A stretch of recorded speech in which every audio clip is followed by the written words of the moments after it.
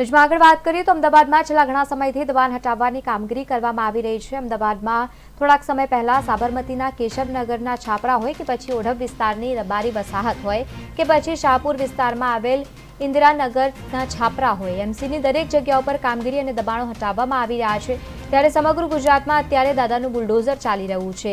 ગુજરાતભરમાં કોઈપણ પ્રકારના દબાણો હોય દૂર કરવામાં આવી રહ્યા છે। દ્વારકા હોય કે રાજકોટ હોય પછી અમદાવાદ હોય, અલગ અલગ જગ્યાઓ પર કામગીરી કરવામાં આવી રહી છે। પોલીસનો ચુસ્ત બંદોબસ્ત સાથે રાખીને ડિમોલેશનની કામગીરી કરવામાં આવી રહી છે।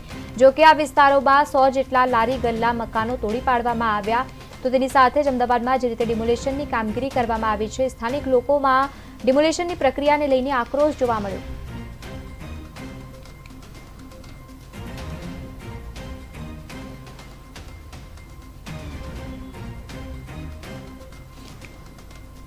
સમગ્ર ગુજરાતમાં દાદાનું બુલડોઝર ચાલી રહ્યું છે, ચાહે રાજકોટ હોય, દ્વારકા હોય કે અમદાવાદ।